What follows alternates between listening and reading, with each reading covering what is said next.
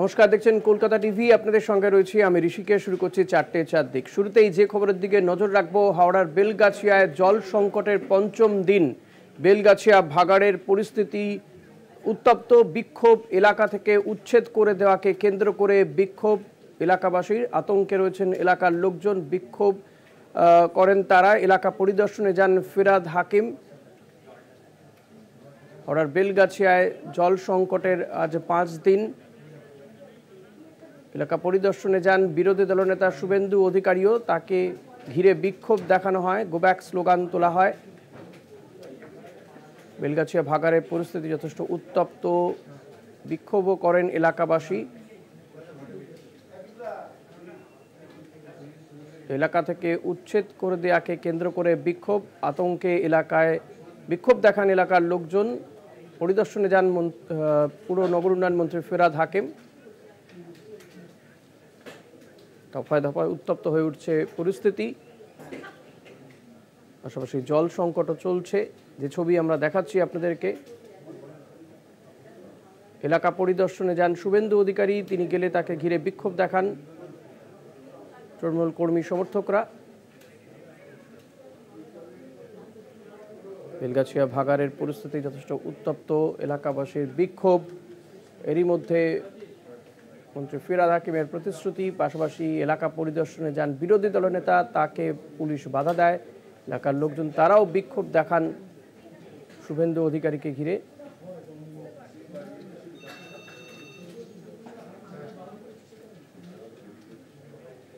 আতঙ্কে এলাকায় বিক্ষোভ দেখান এলাকাবাসী। জল সংকটের পঞ্চম দিন। গত 5 দিন ধরেই কিন্তু জল সংকটে ভুগছেন এলাকার লোকজন।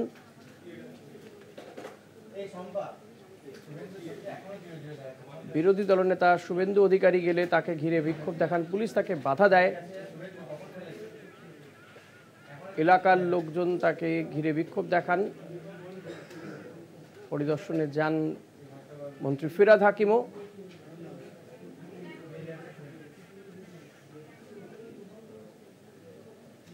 দফায় দফায় উত্তপ্ত হয়ে উঠছে পরিস্থিতি। একদিকে তো জল সংকটে জেরবার এলাকার লোকজন।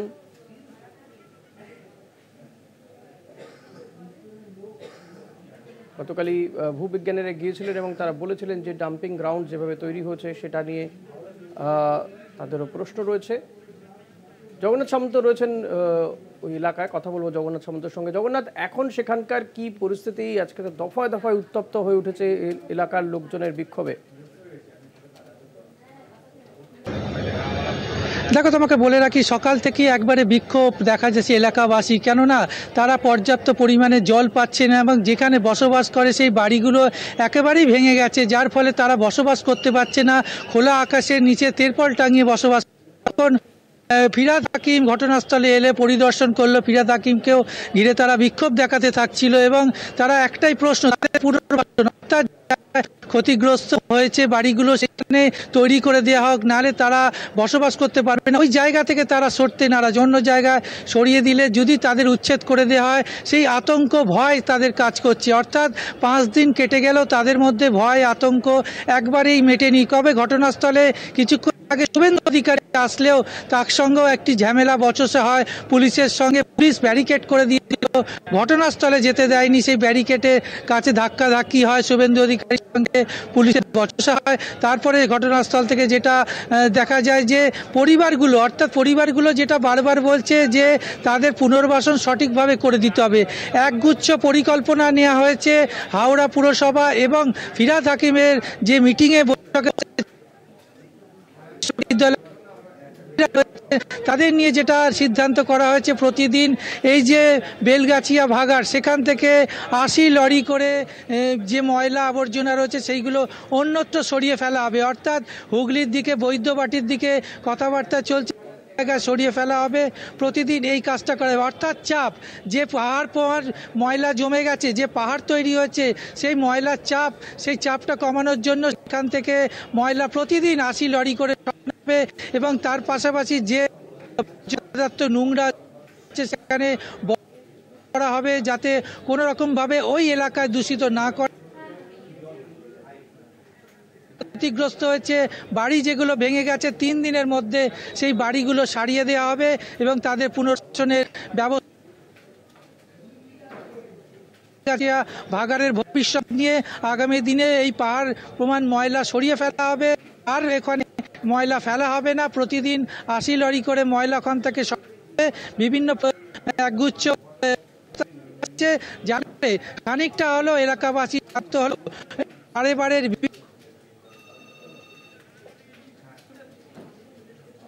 একদমই জগন্নাথ, এর পাশাপাশি তো এক তো বাড়িগুলোতে ফাটল ধরেছে, বসবাসে অযোগ্য হয়ে উঠেছে, মানুষজন খোলা আকাশের নিচে বাস করছে যেমনটা তুমি বললে, পাশাপাশি জল সংকট সেটাও তো চলছে লাগাতার 5 দিন ধরে মানুষ পানীয় জল পেতে তাদেরকে সমস্যায় পড়তে হচ্ছে। জগন্নাথ, হাওড়া পুরসভার তরফ থেকে তোমাকে বলে রাখি যে বিভিন্ন জায়গা থেকে জলের ব্যবস্থা করা হয়েছে। যেটা প্রথম করা হয়েছে কলকাতা পৌরসভা থেকে জলের গাড়ি আনা হয়েছে, 18টি গাড়ি আনা হয়েছে। তার পাশাপাশি হুগলি থেকে আনা হয়েছে, হুগলি ছাড়া বালি পুরসভা থেকেও জলের গাড়ি আনা হয়েছে, যাতে কোনো রকম ভাবে এতে জলকষ্ট না হয়। কিন্তু নতুন যে পাইপলাইন করার কথা ছিল সেই পাইপলাইনে জল জুড়ে দেওয়া হয়েছে। এখন মধ্য হাওড়া, উত্তর হাওড়া এবং শিবপুর বিভিন্ন জায়গা পানীয় জলের সরবরাহ করা হয়েছে, কলের মাধ্যমে জল তারা পাচ্ছে। তবে 8 নম্বর ওয়ার্ড অর্থাৎ বেলগাছিয়া 8 নম্বর ওয়ার্ডে জলকষ্ট এখনো রয়ে গেছে। সেই জায়গায় জলের ট্যাঙ্ক পাঠানো হচ্ছে যাতে বাসিন্দারা জলকষ্ট থেকে মুক্তি পায়। তবে যে বিস্তীর্ণ অঞ্চল অর্থাৎ 35টা ওয়ার্ড হাওড়ার বিভিন্ন বিধানসভা কেন্দ্রে, শিবপুর, উত্তর হাওড়া, মধ্য হাওড়া বিভিন্ন জায়গায় বালি জলের কষ্ট ছিল, সেটা গতকাল রাত্রির থেকে সরবরাহ শুরু হয়েছে। আজকেও রাস্তার বিভিন্ন কলে জল পড়তে দেখা গেছে এবং পরবর্তীকালেও বলেছে আস্তে আস্তে সমস্ত সমস্যার সমাধান হবে। তবে জলকষ্ট থেকে খানিকটা মুক্তি পেয়েছে, কিন্তু বেলগাছিয়া সংলগ্ন বাসিন্দারা এখনো জলকষ্টে তারা ভুক্তভোগী রয়েছে। জগন্নাথ, এই পুরমন্ত্রী কিংবা বিরোধী দলনেতা তারা গেলে সেখানকার মানুষজন বিক্ষোভ দেখান তাদেরকে ঘিরে, বিশেষ করে বিরোধী দলনেতাকে ঘিরে বিক্ষোভ দেখানো হয়। এলাকার লোকজন কি বলছেন এই মুহূর্তে?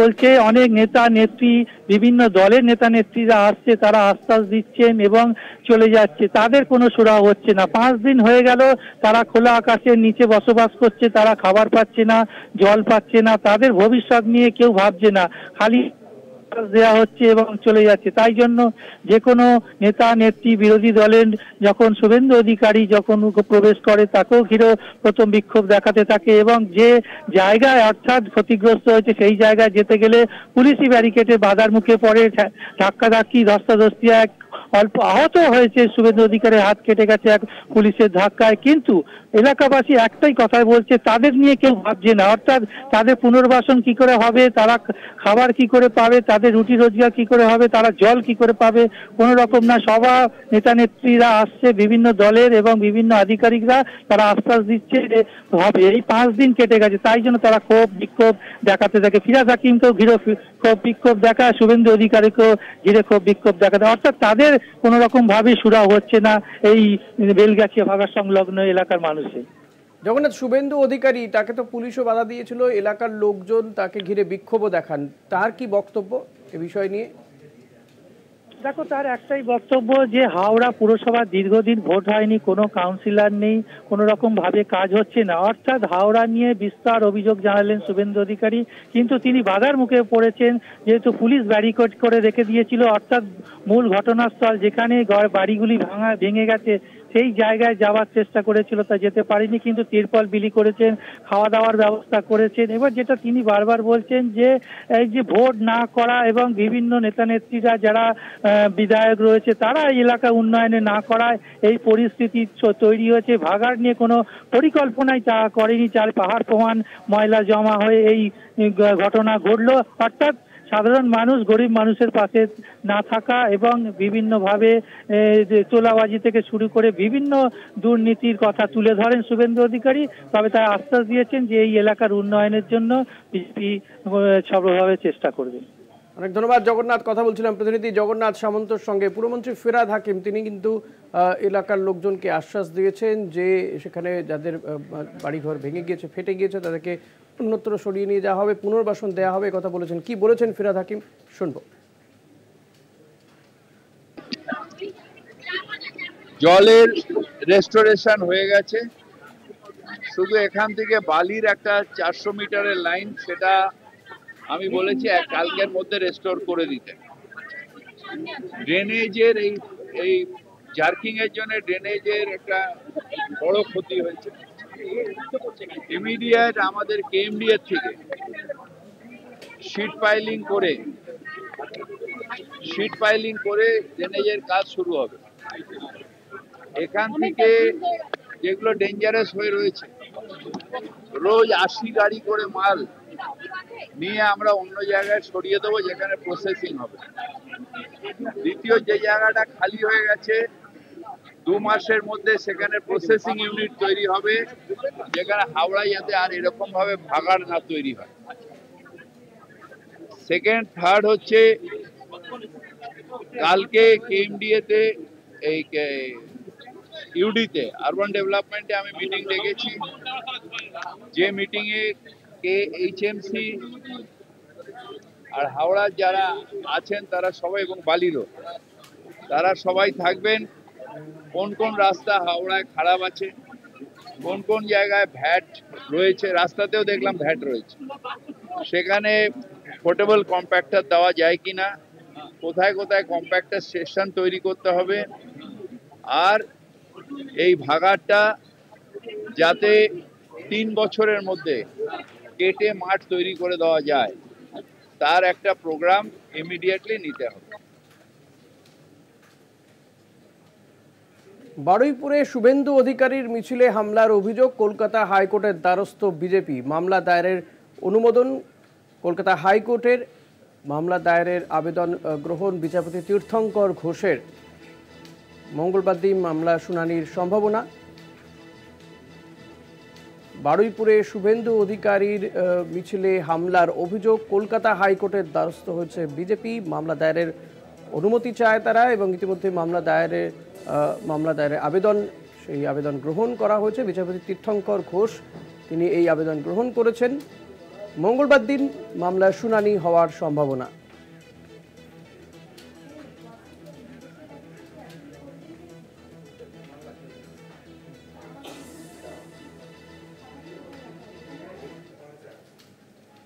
আইসির গলায় তৃণমূলের উত্তরীয়, চাপড়ায় তৃণমূলের মঞ্চে উর্দিধারী পুলিশকে পাশে বসিয়েই বিজেপিকে হটানোর ডাক দিলেন তৃণমূলের নেতা। পুলিশের ভূমিকা নিয়ে প্রশ্ন উঠছে। আইসির গলায় তৃণমূলের উত্তরীয়, চাপড়ায় তৃণমূলের মঞ্চে উর্দিধারী পুলিশকে পাশে বসিয়েই বিজেপিকে হটানোর ডাক দিলেন তৃণমূল নেতা। পুলিশের ভূমিকা নিয়ে প্রশ্ন উঠতে শুরু করেছে। এই ছবি আমরা দেখাচ্ছি আপনাদেরকে। পুলিশকে পাশে বসিয়ে বিজেপিকে হটানোর ডাক তৃণমূলের মঞ্চে উর্দিধারী পুলিশ, এমনকি তৃণমূলের উত্তরীয় পরেন ওই পুলিশ কর্মী। আইসির গলায় তৃণমূলের উত্তরীয়। পুলিশের এই ভূমিকা নিয়ে প্রশ্ন উঠতে শুরু করেছে। চাপড়ায় এই ঘটনাটি ঘটেছে। চাপড়ায় সেখানে তৃণমূলের মঞ্চে পুলিশকে বসে থাকতে দেখা যায়। সন্তু শাহ রয়েছেন আমার সঙ্গে টেলিফোনে। সন্তু, ঠিক কি বক্তব্য ক্ষেত্রে ওই পুলিশ কর্মী? দেখো, পুলিশ কর্মীর বক্তব্য এই মুহূর্তে এখনো পর্যন্ত আমরা পাইনি। তবে যেটা অভিযোগ, একেবারে চাপড়া তৃণমূল রাজনৈতিক মঞ্চে উপস্থিত ছিলেন এই চাপড়া থানার আইসি এবং বড় আন্দুলিয়া ফাঁড়ির একজন আধিকারিক। যেটা অভিযোগ, এই চাপড়া থানার আইসি অনিন্দ্য মুখার্জির শুধু উপস্থিতি নয়, তার গলাতে একেবারে রীতিমতো তৃণমূলের লোগো লাগানো উত্তরীয় সেটা কিন্তু ছিল। এই ঘটনা কিন্তু সামনে আসে। এই ছবির ইতিমধ্যে সোশ্যাল মিডিয়ায় ভাইরাল হয়েছে। ইতিমধ্যে রাজনৈতিক একটা বিতর্ক শুরু হয়েছে, রাজনৈতিক চর্চা শুরু হয়েছে। বিরোধীরা একের পর এক অভিযোগ করছেন যে বারবার আমরা দেখেছি বিরোধীরা অভিযোগ করেন এই তৃণমূলের দলদাস পুলিশ। ঠিক সেই জায়গা থেকে কিন্তু প্রশ্ন তুলতে শুরু করেছে বিরোধীরা। এই ঘটনা সামনে আসার পর থেকে কখনো তৃণমূল বিরোধী যে সমস্ত রাজনৈতিক দলগুলো রয়েছে, সিপিএম, কংগ্রেস এবং বিজেপি, তারা কিন্তু একে সোশ্যাল মিডিয়ায় পোস্ট করছেন। তার পাশাপাশি কিন্তু তারা বিভিন্ন বক্তব্য রাখছেন এই পুলিশের বিরুদ্ধে।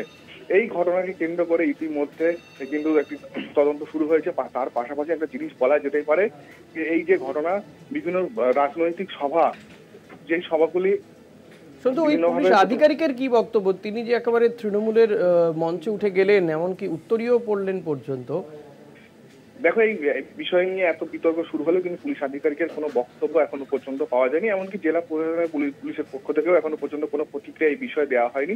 আমরা যোগাযোগ করলেও তারা এই বিষয়টা এখনো পর্যন্ত কোনো প্রতিক্রিয়া দেননি। তবে যেটা এখনো পর্যন্ত জানতে পারছি, এই বিষয়টা নিয়ে কিন্তু তদন্ত শুরু হয়েছে। ধন্যবাদ সন্তু। কথা বলছিলাম প্রতিনিধি সন্তু সাহার সঙ্গে।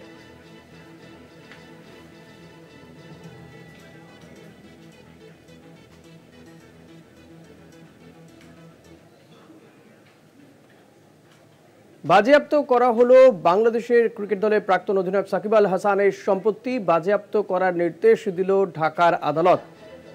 বাংলাদেশ ক্রিকেট দলের প্রাক্তন অধিনায়ক সাকিব আল হাসান, তার সম্পত্তি বাজেয়াপ্ত করা হলো।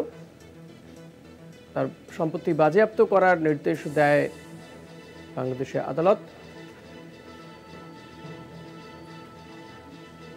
সাকিব আল হাসান তিনি আওয়ামী লীগের সাংসদও ছিলেন।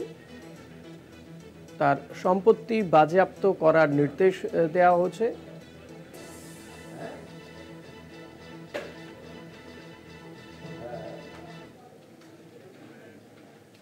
একটা বিরতি নিয়ে ফিরবো, সঙ্গে থাকবেন। দিল্লি হাইকোর্টের বিচারপতি যশবন্ত বর্মার বাড়িতে যে টাকা উদ্ধার হচ্ছে, পোড়া টাকা পাওয়া গেছে, তা নিয়ে নানা প্রশ্ন উঠতে শুরু করছে। 14ই মার্চ রাত 11টায় আগুন লাগে দিল্লি হাইকোর্টের বিচারপতির বাড়িতে। সেই সময় বিচারপতি ছিলেন না, কিন্তু বিচারপতিকে জানানো হয় 15 মার্চ গোটা বিষয়টি। কোথায় সিজার লিস্ট, কাদের স্বাক্ষর আছে সিজার লিস্টে, সে সমস্ত নিয়ে প্রশ্ন উঠছে। ভারতের প্রধান বিচারপতি তদন্ত কমিটি গড়েছেন, সুপ্রিম কোর্টের প্রধান বিচারপতি তিনি তদন্ত কমিটি ইতিমধ্যেই গড়েছেন, কিন্তু একাধিক বিষয় নিয়ে কিন্তু প্রশ্ন উঠতেও শুরু করেছে। এই নিয়ে প্রশ্ন তুলেছেন তৃণমূল কংগ্রেসের সর্বভারতীয় সাধারণ সম্পাদক তথা সাংসদ অভিষেক বন্দ্যোপাধ্যায়। রাজনৈতিক মহলেও কিন্তু এ নিয়ে প্রশ্ন উঠছে। এই গোটা বিষয়গুলো নিয়েই আমরা কথা বলবো। কলকাতা টিভির পলিটিক্যাল এডিটর আশিস চট্টোপাধ্যায় রয়েছেন আমার সঙ্গে এই মুহূর্তে। আশিস দা, এই যে দিল্লি হাইকোর্টের বিচারপতি যশবন্ত বর্মা, তার বাড়িতে যে একেবারে নোটের পাহাড় উদ্ধার হচ্ছে, যদিও সেটা পোড়া নোট, তা নিয়ে ইতিমধ্যেই নানান মহলে প্রশ্ন উঠতে শুরু করেছে। সুপ্রিম কোর্টের পক্ষ থেকে ইতিমধ্যে তদন্ত কমিটিও গঠন করা হয়েছে। সব মিলিয়ে ঠিক কোন অবস্থায় দাঁড়িয়ে রয়েছে গোটা বিষয়টি, এবং এই যে প্রশ্নগুলো উঠছে, এই প্রশ্নের উত্তর কি? উত্তর তো এখনো পর্যন্ত জানা নেই। দেখো, কলকাতা টিভিতে আমরা একটা ডেট লাইন দেখাচ্ছি কিভাবে ঘটনাগুলো গড়িয়েছে। আমি এটা যদি বলি যে 14 মার্চ রাত 11টা নাগাদ আগুন লাগার ঘটনা ঘটে, হয়তো তার একটু আগেই লেগেছিল, চোখে পড়ে রাত 11টা নাগাদ। দমকলের কর্মীরা যান, পুলিশের কর্মীরা যান। এমনিতেই হাইকোর্টের বিচারপতির বাড়িতে পুলিশ প্রহরা থাকার কথা, সেদিনও নিশ্চয়ই ছিল। কিন্তু এবং তখন টাকা উদ্ধার হয়, টাকার বস্তায় আগুন লেগে গেছিল, ফলে টাকা আধপোড়া অবস্থায় অনেক টাকা উদ্ধার হয়। কিছু টাকা হয়তো না পোড়া অবস্থাতেই উদ্ধার করা গিয়েছে। এই যে ঘটনা ঘটলো, এটা তো একজন হাইকোর্টের বিচারপতির বাড়িতে ঘটলো, সেটা কিন্তু সঙ্গে সঙ্গে মানে যখনই যেমন ঘটছে সেটা প্রধান বিচারপতি, হাইকোর্টের প্রধান বিচারপতিকে জানানো উচিত। কিন্তু কোনো একটা আশ্চর্যজনক কারণে পুলিশ, দমকলের এটা অতটা কাজ নয়, পুলিশের কাজ, পুলিশ সেটা দিল্লি হাইকোর্টের বিচারপতিকে জানালো একদিন পরে, 15 মার্চ বিকেল 4:50। তেমনটাই জানা গেছে সম্প্রতি যে সমস্ত তথ্য সামনে এসছে তাতে।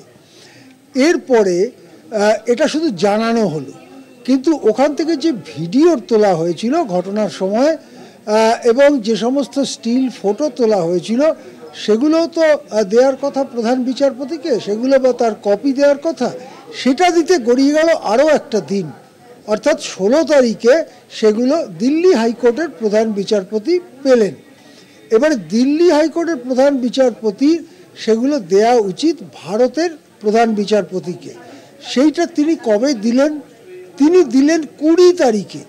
তাহলে 16 তারিখে তিনি হাতে পেলেন, সেটাও দেরি করে, আমি যেমন আগে বললাম 20 তারিখে দিলেন। মাঝখানে যে 17, 18, 19 দুটো বা তিনটে দিন পার হয়ে গেল, সেই দিনগুলোতে কি হচ্ছিল? খুব বড় প্রশ্ন উঠছে যে দিল্লি পুলিশ ওইখানে যখন আগুন ধরার ঘটনার পরে টাকা উদ্ধার হলো, তখন কি কি জিনিস বাজেয়াপ্ত করেছিল, তার তালিকা কোথায়? সেই তালিকায় কারা সই করেছিল এবং কি কি জিনিস বাজেয়াপ্ত হয়েছিল, কেবলমাত্র আগুন লাগার জায়গাতেই কি তদন্ত সীমাবদ্ধ ছিল না অন্যান্য জায়গাতেও তদন্ত হয়েছে, এই সমস্ত জিনিসটা নিয়ে কিন্তু ধোঁয়াশা তৈরি হয়েছে। এই পরিস্থিতিতে যারা আইনের সঙ্গে যুক্ত, বিচার ব্যবস্থার সঙ্গে যুক্ত অনেক ব্যক্তি সংগঠন, তেমনি সাধারণ মানুষও অনেকেই তারা মনে করেন যে সুপ্রিম কোর্টের প্রধান বিচারপতি যে তদন্ত কমিটি গঠন করেছেন সেটা অত্যন্ত উচ্চ ক্ষমতা সম্পন্ন তদন্ত কমিটি, 3টে হাইকোর্টের প্রধান বিচারপতি তাতে আছেন, কিন্তু সেই বিচারটা জনগণের চোখের সামনে হওয়া উচিত। অর্থাৎ এমন একটা জায়গায় বিচার হওয়া উচিত যেখানে দর্শক যেতে পারেন এবং সেই বিচারের বা তদন্তর একটা লাইভ স্ট্রিমিং হওয়া উচিত। অর্থাৎ হাইকোর্টের 3 প্রধান বিচারপতি যে তদন্ত করবেন তার লাইভ স্ট্রিমিং হওয়া উচিত, যেমন সুপ্রিম কোর্টের অনেক এজলাসের লাইভ স্ট্রিমিং হয়, যাতে যে কেউ ইন্টারেস্টেড তারা কিন্তু সেই লাইভ স্ট্রিমিং দেখে নিতে পারেন। এখন প্রশ্ন হচ্ছে এই তদন্ত কমিটি যদি কি হতে পারে, এই তদন্ত কমিটির শেষে তদন্ত কমিটি বলতে পারে যে এতে বিচারপতি বার্মার কোনো অপরাধ খুঁজে পাওয়া যাচ্ছে না, ওই টাকা কে বা কারা রেখেছিল সেটা না বোঝা গেলেও বিচারপতি বার্মা রাখেননি, এরকম একটা রায় তারা দিতে পারেন। অথবা তারা বলতে পারেন যে বিচারপতি বর্মার অপরাধমূলক কাজের প্রমাণ পাওয়া যাচ্ছে। সেক্ষেত্রে যদি কোনো প্রমাণ না পাওয়া যায় বা অপরাধ না করে থাকেন বিচারপতি বর্মা, তাহলে তো মিটে গেল। যদি অপরাধ করে থাকেন তাহলে সেই রিপোর্ট সুপ্রিম কোর্টের প্রধান বিচারপতিকে জমা করতে হবে।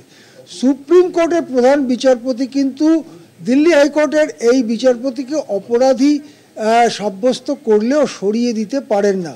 তিনি বলতে পারেন আপনি রিজাইন করুন, পদত্যাগ করুন। তিনি যদি পদত্যাগ না করেন, বড়জোর এটা করতে পারে সুপ্রিম কোর্ট যে দিল্লি হাইকোর্টকে অনুরোধ করতে পারে তাকে যেন কোনো বিচারের কাজে না লাগানো হয়। কিন্তু বিচারপতিকে তার পদ থেকে সরাতে গেলে যে ইমপিচমেন্ট প্রক্রিয়া লাগে সেটা সংসদে তুলতে হয়, সেটা অনেক জটিল প্রক্রিয়া। সেই প্রক্রিয়া ইতিমধ্যে 2-1টি ক্ষেত্রেই হয়েছে, সেই প্রক্রিয়া সফলভাবে শেষ হয়েছে, সেটা কিন্তু এখনো বহু দূর। একদমই, অনেক ধন্যবাদ আশিসদা। কথা বলছিলাম Kolkata TV political editor Ashis চট্টোপাধ্যায়ের সঙ্গে। তবে এই যে দিল্লি হাইকোর্টের প্রধান বিচারপতির ঘর থেকে যে টাকা উদ্ধারের ঘটনা, তা নিয়ে কিন্তু অভিষেক বন্দ্যোপাধ্যায়, তৃণমূল কংগ্রেসের সর্বভারতীয় সাধারণ সম্পাদক সাংসদ অভিষেক বন্দ্যোপাধ্যায়, তিনি কিন্তু তার প্রতিক্রিয়া দিয়েছেন। তার বক্তব্য যে এভাবে যাদের উপরে ন্যায় দেওয়ার কথা, যারা ন্যায় দেন, তাদের বাড়িতে যদি এইভাবে টাকা উদ্ধার হয় তাহলে তো কোথাও গিয়ে এ নিয়ে সন্দেহ হতে পারে। মানুষ দেখুক কোটি কোটি টাকা উদ্ধার হচ্ছে, এই বিষয় নিয়ে তিনিও কিন্তু প্রশ্ন তুলেছেন। বিচারপতি বর্মার প্রসঙ্গে মন্তব্য করেছেন অভিষেক বন্দ্যোপাধ্যায়।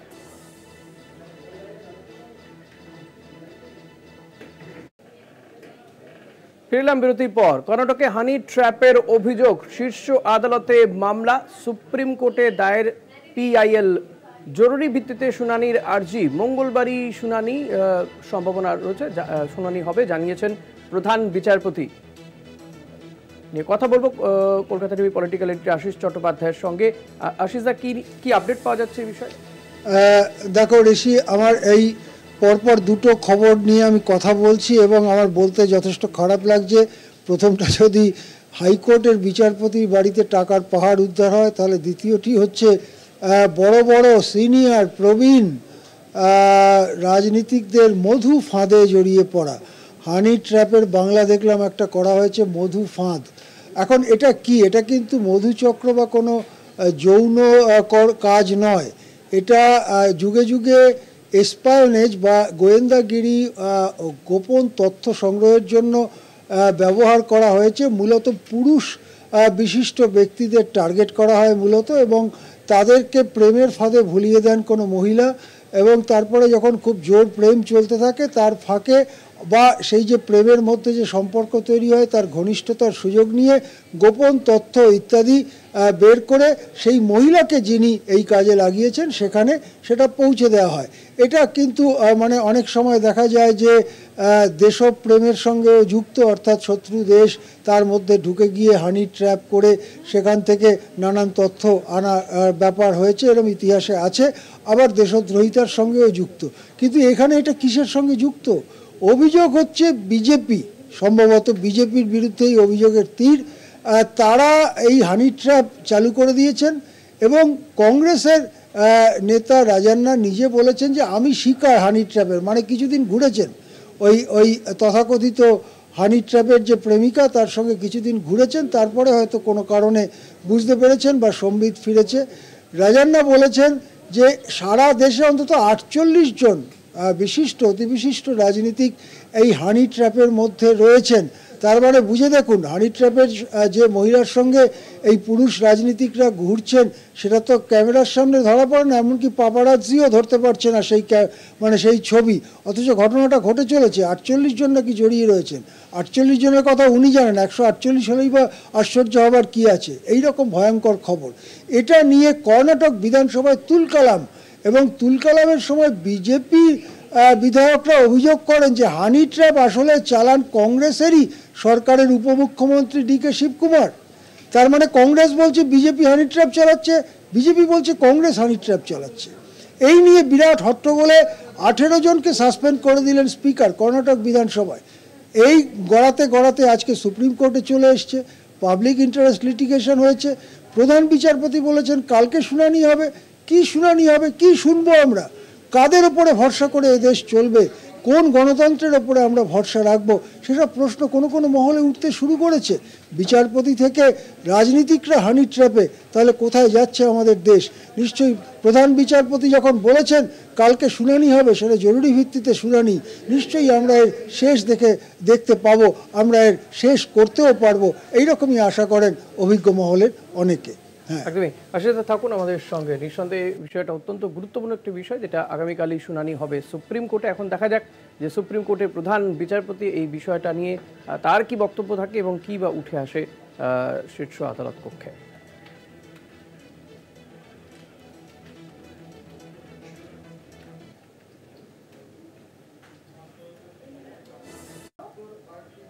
ফিরে এলাম বিরতির পর, দেখছেন 4টের চারদিক। আপনাদের সঙ্গে রয়েছি আমি ঋষিকেশ। ওয়াকফ বিলে বিরোধিতা বড় হচ্ছে। রবিবার বিহারের সরকারি ইফতার বয়কট মুসলিম সংগঠনগুলির। মুখ্যমন্ত্রী নীতিশ কুমারের ইফতার বয়কট ইমারাতে শরিয়ার ও আরও বেশ কয়েকটি সংগঠন, অর্থাৎ কোথাও গিয়ে এই ওয়াকফ বিল নিয়ে সরকার এবং তাদের শরিকরা কিন্তু এর আজ বুঝতে শুরু করেছেন। এই বিষয় নিয়েই আমরা কথা বলবো। পলিটিক্যাল এডিটর আশিস চট্টোপাধ্যায় রয়েছেন আমার সঙ্গে টেলিফোনে। আশিস দা, এর আগে আমরা দেখেছি যে এই যৌথ সংসদীয় কমিটির বৈঠকও কিন্তু ওয়াকফ বিল নিয়ে সরকার এবং বিরোধী সাংসদদের মধ্যে সে এক তুলকালাম ঘটনা ঘটেছে, যেখানে কল্যাণ ব্যানার্জি বোধহয় তার হাতও কেটে যায় কাঁচের গ্লাস থেকে। তারপরে এবার ইফতার পার্টি বয়কট করছে বিহারে। নীতিশ কুমার তিনি ইফতার পার্টি ডেকেছিলেন, সেখানে প্রায় 6টি সংগঠন, মুসলিম সংগঠন, তারা বয়কট করছে। দেখো ঋষি, প্রথমেই বলে রাখি যে এই যে ইমরাত এ শারিয়া বলে যে সংগঠনের কথা বলা হয়েছে, এটি শতবর্ষ প্রাচীন পুরনো সংগঠন, সাংস্কৃতিক ক্ষেত্রে কাজ করে মুসলিমদের মধ্যে, এবং এর বড় সাংস্কৃতিক প্রভাব রয়েছে অন্তত বিহারে মুসলমানদের মধ্যে, ঝাড়খণ্ডেও রয়েছে। সেই সংগঠনের বয়কট করার ব্যাপারটা বেশ তার একটা প্রভাব পড়বে বলেই মনে করা হচ্ছে। এবং এই ইমরাতের কথাতেই আরও অন্তত 6টি সংগঠন এই বয়কটের মধ্যে সামিল হয়েছেন। যদিও এই বয়কটের ডাক সত্ত্বেও কিছু মুসলমান ধর্মীয় নেতা নীতিশ কুমারের ইফতার পার্টিতে গিয়েছিলেন, এবং নীতিশ কুমারের দল জেডিইউ এই বয়কটকে অপ্রয়োজনীয় বলে খারিজও করেছেন। কিন্তু এটা স্পষ্টই বোঝা যাচ্ছে যে একটা সরকারি ইফতার পার্টিকে বয়কটের মতো জায়গায় তখনই যেতে পারে কোনো সংখ্যালঘু সমাজ যখন তারা কতটা বিরক্ত হলে এরকম একটা জায়গায় যেতে পারে, সেইটা ভাবার বিষয়। এখন ঋষি, তুমি সত্যি ঠিক কথাই মনে করিয়ে দিয়েছো যে এটা নিয়ে যখন সংসদীয় কমিটিতে আলোচনা হচ্ছিল তখন এটা নিয়ে প্রবল উত্তেজনা তৈরি হয়, কেননা বিরোধীদের সমস্ত সংশোধনী বা সমস্ত কথাকেই সংখ্যাগরিষ্ঠতার জোরে সেটাকে খারিজ করে দেওয়া হচ্ছিল এবং সেইভাবেই বিরোধীদের আনা সমস্ত সংশোধনীকে খারিজ করে বরং বিজেপির আনা কয়েকটা সংশোধনীকে মূল বিলের সঙ্গে যুক্ত করে সেটা লোকসভার অধ্যক্ষকে জমা করে দেওয়া হয়েছে। জগদম্বিকা পাল এই সংসদীয় কমিটির চেয়ারম্যান ছিলেন, তিনি জমা করেছেন এবং যতটা খবর তা হচ্ছে এই চলতি বাজেট অধিবেশনেই এটা পেশ করা হবে। 4 এপ্রিল পর্যন্ত এই বাজেট অধিবেশন চলার কথা। তার আগে বাজেটের যতটুকু আলোচনা বা পাস করানোর ব্যাপার আছে সেটা করে 3 বা 4 তারিখে পেশ করা হতে পারে এই বিল। আলোচনার জন্য সামান্য সময় দিয়ে গরিষ্ঠতার জোরে পাস করানো হয়ে যেতে পারে এই বিল, সেক্ষেত্রে সেটা আইনে পরিণত হবে। আইনে পরিণত হলে আইনে পরিণত হলে কি হতে পারে, এই যে ওয়াকফ সম্পত্তি এগুলো হচ্ছে মুসলমান সমাজের যৌথ সম্পত্তি। বহু শত শত বছর ধরে এইসব সম্পত্তি ধীরে ধীরে জমা হয়েছে এবং সেটা সর্বসাধারণের ব্যবহারের জন্য। এখন কোথাও কে সর্বসাধারণের ব্যবহারের সম্পত্তি নিয়ে দুর্নীতি করছেন সেটা তো পুলিশ কেস, কিন্তু সাধারণভাবে এটা যেভাবে আছে ওয়াকফ সম্পত্তিটা সেটা এইভাবেই আছে যে মুসলমান সমাজের জন্যে। এখন এই বিল পাস হলে মুসলমানদের যে ওয়াকফ সম্পত্তি তার উপরে রাষ্ট্রের নিয়ন্ত্রণ বা রাষ্ট্রের বকলমে হিন্দুত্ববাদীদের নিয়ন্ত্রণ কায়েম হবে। সেই সমস্ত যে কমিটি আছে বা দায়িত্বপ্রাপ্ত ব্যক্তিরা আছেন সেখানে রাষ্ট্র বা সরকার বা হিন্দুত্ববাদ তারা নিজেদের লোক ঢোকাবেন এবং শেষ পর্যন্ত সংখ্যালঘুদের এই সম্পত্তি তাদের কতটা হাতে থাকবে, কতটা হাতছাড়া হবে তা নিয়ে গভীর আশঙ্কা তৈরি হয়েছে এবং সেই দিক থেকেই প্রশ্ন তোলা হচ্ছে যে ধর্মনিরপেক্ষ ভারতের সংখ্যালঘুদের যে বিশেষ অধিকারগুলো স্বীকার করে নেওয়া হয়েছিল তার মধ্যে অন্যতম প্রধান অধিকার কিন্তু চলে যাচ্ছে এই ওয়াকফ বিল যদি আইনে পরিণত হয়। তাই বিহারে ইফতার পার্টি বয়কটের মধ্য দিয়ে যে স্ফুলিঙ্গ দেখা দিল সেই স্ফুলিঙ্গ কিন্তু আরও বড় আগুনও সৃষ্টি করতে পারে, পরিস্থিতিটা রয়েছে এমন জায়গাতেই।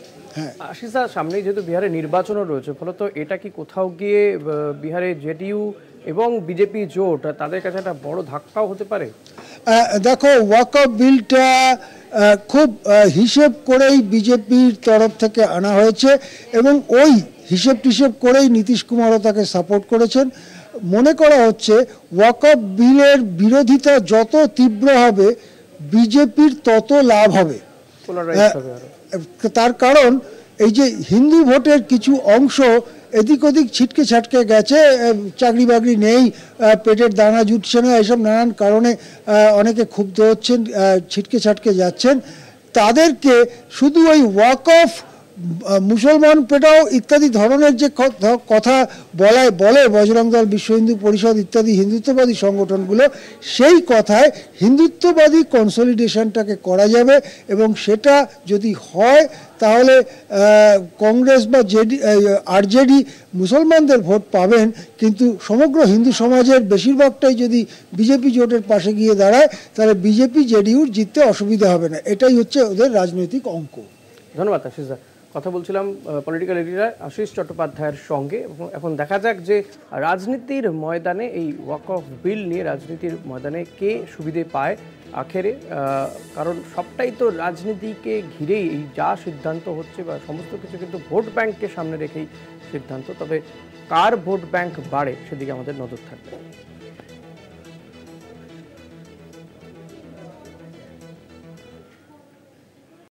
সিজিও কমপ্লেক্সের সামনে উত্তেজনা। আরজিকর ইস্যুতে সিজিও কমপ্লেক্স অভিযান, চিকিৎসক নার্সদের সঙ্গে পুলিশের বচসা। যে ছবি আপনারা দেখতে পাচ্ছেন এই মুহূর্তে সিজিও কমপ্লেক্সের সামনে উত্তেজনার ছবি। চিকিৎসক নার্সদের সঙ্গে পুলিশের বচসা, ব্যারিকেড ভাঙার চেষ্টা আন্দোলনকারীদের।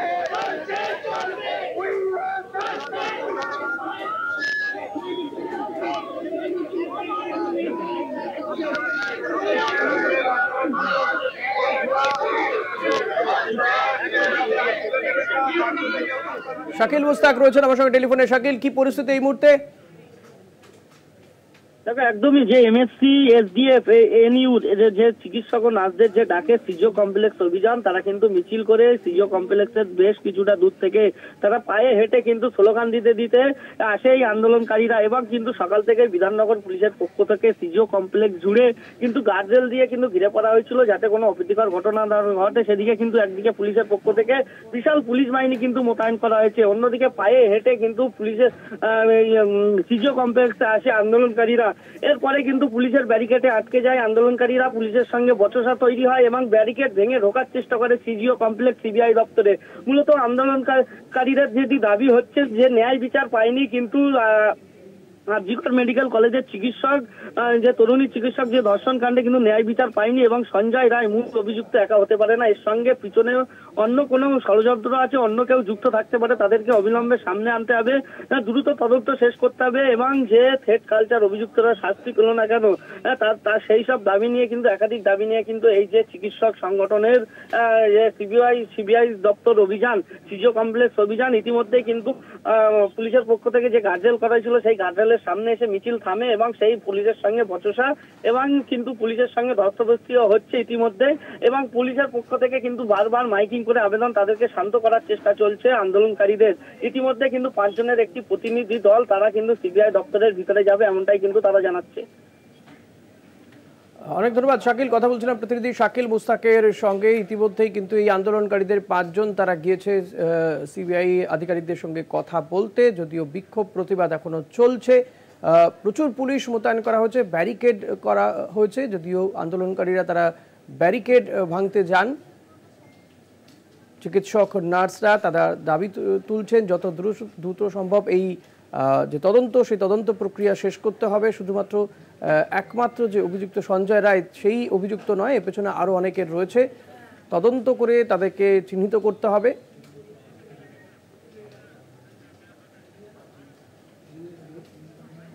দিলীপ ঘোষ নিয়ে কেন্দ্রীয় দলের রিপোর্ট তলব, কেন একজন মহিলাকে এরকম কথা বললেন? ইতিমধ্যেই রাজ্য বিজেপির দিলীপ বিরোধীরা সক্রিয়, তারা দিলীপ ঘোষের আচরণ নিয়ে কেন্দ্রীয় নেতৃত্বকে রিপোর্ট দেয়। সেদিন ঠিক কি ঘটেছিল দেখুন একবার।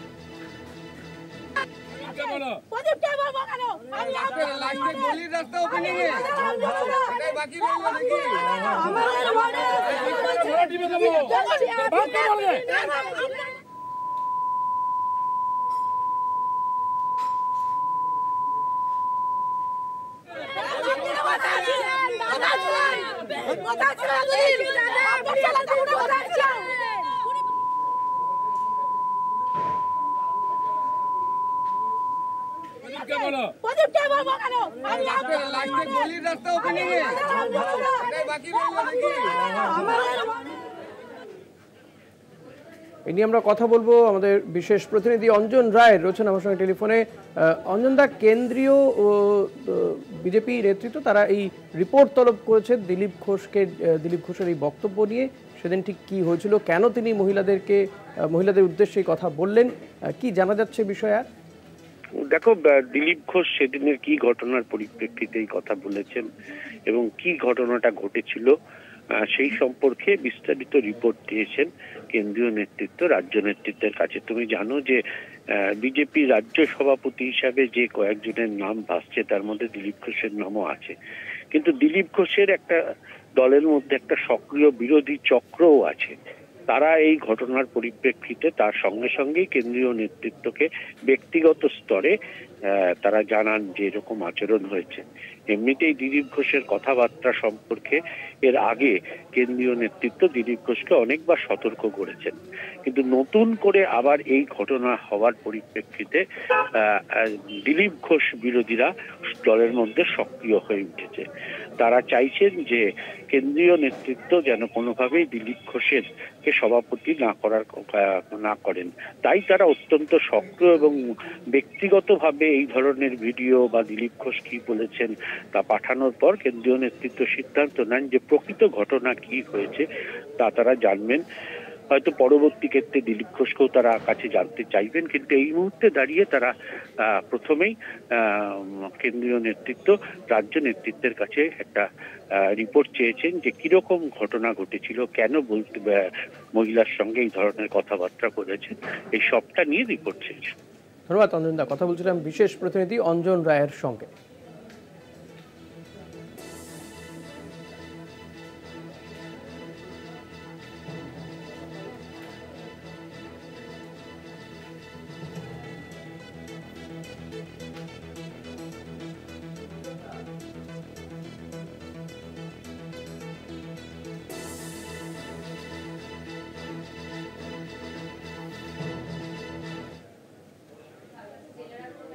শৃঙ্খলা রক্ষায় কড়া তৃণমূল দলের হুইপ সত্ত্বেও যারা বিধানসভায় উপস্থিত ছিলেন না তাদের ডাক বিধানসভা শৃঙ্খলা রক্ষা কমিটিতে সশরীরে ডাকা হয়েছে। আগামী সপ্তাহেই তাদেরকে ডাকা হয়েছে বলে জানা যাচ্ছে। শৃঙ্খলা রক্ষায় কড়া তৃণমূল, হুইপ জারি সত্ত্বেও যারা বিধানসভায় উপস্থিত ছিলেন না তাদেরকে ডাকা হয়েছে বলে জানা যাচ্ছে। আগামী সপ্তাহে তাদেরকে ডাকা হয়েছে। শৃঙ্খলা রক্ষা কমিটি তাদের সঙ্গে কথা বলবে বলে জানা যাচ্ছে। শৃঙ্খলা রক্ষায় কড়া তৃণমূল কংগ্রেস, হুইপ জারি সত্ত্বেও যারা বিধানসভায় উপস্থিত ছিলেন না তাদেরকে এবার তলব করলো শৃঙ্খলা রক্ষা কমিটির বিশেষ প্রতিনিধি দেবজ্যোতি ঘোষ রয়েছেন। দেবজ্যোতি, কবে নাগাদ তাদেরকে ডাকা হয়েছে এবং এই তালিকাতে কারা কারা রয়েছেন, কোন কোন তৃণমূল বিধায়ক রয়েছেন?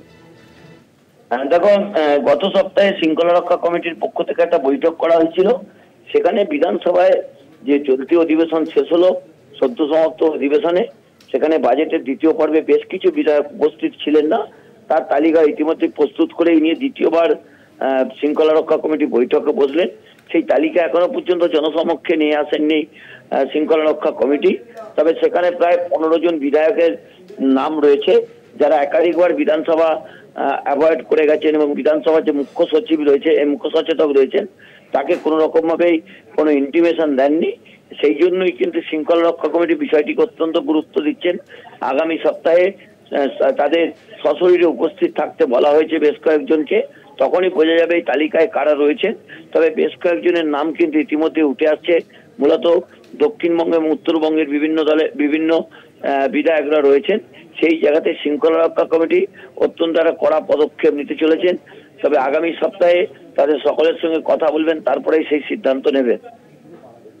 আচ্ছা দেবজ্যোতি, পাশাপাশি আরেকটা বিষয়ে জানতে চাইব যে এই যে তৃণমূল কংগ্রেস গত কয়েকদিনে দেখা যাচ্ছে তা সে হুমায়ুন কবির হোক বা এই ধরনের ঘটনার ক্ষেত্রে শৃঙ্খলা রক্ষা ক্ষেত্রে অনেক কড়া অবস্থান নিচ্ছে।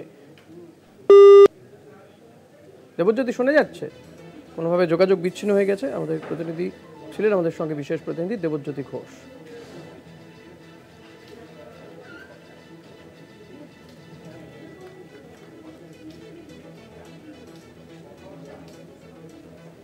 আগামী সপ্তাহে শৃঙ্খলা রক্ষা কমিটির সামনে হাজির হওয়ার নির্দেশ দেওয়া হয়েছে। যারা হুইপ জারি সত্ত্বেও বিধানসভা উপস্থিত ছিলেন না তাদেরকে তলব করেছে শৃঙ্খলা রক্ষা কমিটি। দলের হুইপ থাকা সত্ত্বেও যারা বিধানসভায় উপস্থিত ছিলেন না তাদেরকেই ডাকা হয়েছে বলে জানা যাচ্ছে। শৃঙ্খলা রক্ষায় কড়া তৃণমূল কংগ্রেস। বিধানসভা নির্বাচনের আগে দলের একাধিক নেতার বিরুদ্ধে কিন্তু ইতিমধ্যে ব্যবস্থা নেওয়া শুরু করছে। শৃঙ্খলা রক্ষায় কড়া অবস্থান নিচ্ছে তৃণমূল কংগ্রেস।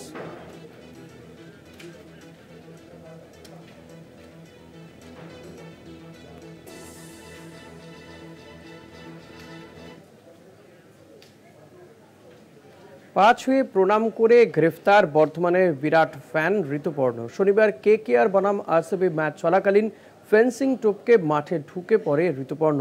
পা ছুঁয়ে প্রণাম করে বিরাট কোহলিকে। ক্রিকেটারদের নিরাপত্তা বিঘ্নিত হওয়ার কারণে ঋতুপর্ণকে গ্রেফতার করে কলকাতা পুলিশ। তার গ্রেফতারিতে দুশ্চিন্তার ছাপ জামালপুরের পাখিরা পরিবারে। গ্রেফতারিতে মায়ের কাতর আর্জি, ক্ষমা করে দিক বিরাট কোহলি এবং প্রশাসন। কলকাতার ইডেন গার্ডেন্সে IPL এর উদ্বোধনী ম্যাচে মুখোমুখি হয়েছিলেন কলকাতা নাইট রাইডার্স বনাম রয়্যাল চ্যালেঞ্জার্স ব্যাঙ্গালোর। ম্যাচ চলাকালীন জি ব্লকের দিক থেকে ফেন্সিং টোপকে মাঠে ঢুকে পড়ে বর্ধমানের জামালপুরের ঋতুপর্ণ। ক্রিজের ওপরে শুয়ে প্রণাম করে বিরাট কোহলিকে। প্রিয় খেলোয়াড়কে জড়িয়ে ধরে বিরাটের ফ্যান। বিরাট কোহলি সহ অন্যান্য খেলোয়াড়দের নিরাপত্তা বিঘ্নিত হওয়ার কারণে রবিবার সকালে ঋতুপর্ণকে গ্রেপ্তার করে কলকাতা পুলিশ। ছেলের গ্রেপ্তারিতে দুশ্চিন্তার ছায়া পূর্ব বর্ধমানের জামালপুরের পাখিরা পরিবারে। ঋতুপর্ণর গ্রেপ্তারিতে হতবাক প্রতিবেশীরা। ছেলের গ্রেপ্তারের খবরে কান্নায় ভেঙে পড়েন তার মা কাকুলি পাখিরা। বিরাট কোহলি ও প্রশাসনের কাছে ধৃত ঋতুপর্ণর মায়ের কাতর আর্জি ক্ষমা করে দেওয়া হোক তার ছেলেকে। ছাড়া তো কিছুই জানতো না, সবসময় ক্রিকেট করে। আর বিরাট কোহলি সবসময় মুখে তার একটাই নাম, ভগবানের মতন তাকে ভালোবাসত এবং সে চাইতো যে আমার বিরাটের আমি চরণ ছোঁব, ভগবানের পা আমি ছোঁব। 50 রান কভার করেছে, তখন আর সে তার আবেগ রাখতে পারিনি, সে ছুটে তার প্রটোকল ভেঙেছে। জানি এটা আমি অপরাধ, কিন্তু আবেগে এই কাজটা করে ফেলেছে। প্রচণ্ড পরিমাণে বিরাট কোহলিকে ভালোবাসে সে। আমি চাইছি এই অপরাধটা যেন তাকে মার্জনা করে দিয়ে তাকে যেন ছেড়ে দেয়। খুব ভালোবাসতো, ছোটবেলা থেকে ক্রিকেট খেলবো একটা স্বপ্ন ছিল। গ্রাউন্ডে, নেতাজি গ্রাউন্ডে প্র্যাকটিস করাতে নিয়ে গিয়েছিলাম এবং ওখানে ভর্তি করেছিলাম কোচিং সেন্টারে, অমল দার কোচিং সেন্টারে। তারপর খেলতে শুরু করে। এইভাবে ও বড় ক্রিকেটার হবো, ভালো খেলবো, বিভিন্ন ক্লাবের হয়ে খেলবো, বিভিন্ন রঞ্জি ম্যাচ খেলবো। এইভাবে খেলতে খেলতে IPL খেলবো, এইভাবে ও বলতে থাকে। কিন্তু আমার কাছে তো অর্থনৈতিক সেভাবে সংহতি নেই, তার ফলে আমি ওকে বড় কিছু ক্লাবে দিতে পারবো। ছেলের গ্রেপ্তারির খবর পেয়ে জামালপুর থেকে কলকাতায় ঋতুপর্ণর বাবা মহাদেব পাখিরা। গ্রামবাসীদের দাবি, খেলার প্রতি ভালোবাসা আর কৈশোরের চাঞ্চল্য থেকে এমন ঘটনা ঘটিয়েছে ঋতুপর্ণ। ঘটনার পিছনে কোনো নাশকতা বা অসৎ উদ্দেশ্য নেই বলে দাবি গ্রামবাসীদের। এখন সকলেই চাইছেন বিরাট এবং প্রশাসন তাকে ক্ষমা করে দিক, ঘরে ফিরুক ঘরের ছেলে। বিরাট কোহলির মতন এত বড় ক্রিকেটার তার হবার স্বপ্ন ছিল তার ছেলের, কিন্তু এই গ্রামগঞ্জ থেকে উঠে আসাটা কঠিন ব্যাপার। তাই সেই খেলার ময়দানেতেই কিন্তু বিরাট কোহলিকে হাতে পেয়ে তার আবেগ চেপে রাখতে পারেনি। তাই সমস্ত প্রোটোকল ভেঙেই কিন্তু ময়দানে নেমেছিল ঋতুপর্ণ, এবং ঋতুপর্ণ গ্রেপ্তার হবার পরই কিন্তু পরিবারে এখন দুশ্চিন্তার ছাপ। সমস্ত জায়গা থেকে তাকে যাতে মুক্তি করা হয়, ছেলে যাতে বাড়ি ফিরে আসে এবং তার স্বপ্ন পূরণ করতে পারে, এখন একটাই আর্জি পরিবারে। পূর্ব বর্ধমানের জামালপুর থেকে কুণাল চট্টোপাধ্যায়, কলকাতা টিভি। জলের অভাবে মিড ডে মিল উঠেছিল শিকে। ভাত খিচুড়ির বদলে পড়ুয়াদের পাতে পড়ছিল মুড়ি চানাচুর। সেই খবর কলকাতা টিভির পর্দায় সম্প্রচারিত হতেই নড়ে চড়ে বসল প্রশাসন। ঝাড়গ্রাম শহরের ঘোড়াধরার নিউ টাউনশিপ প্রাথমিক বিদ্যালয়ের ঘটনা। প্রায় 9 মাস স্কুলে অকেজো হয়ে পড়েছিল জলের পাম্প। গরম পড়তেই জলের সমস্যা আরো প্রকট। জল সংকটে মাথায় উঠেছে স্কুলের মিড ডে মিলের রান্নাবান্নাও।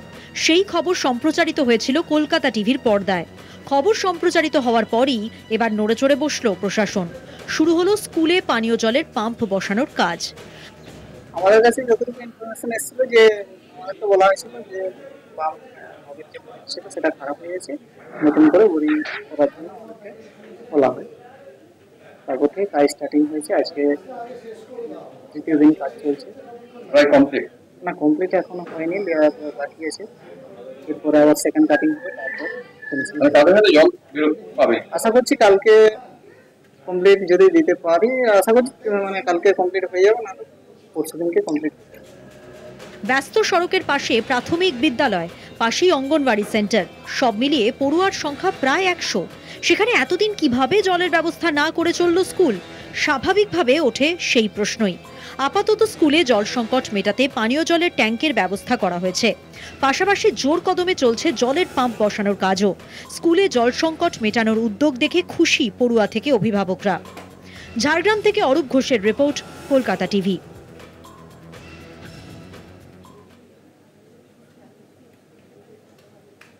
4টে 4 দিক আজ এই পর্যন্তই। আপনি দেখতে থাকুন কলকাতা টিভি, রাত 3 7 দিন।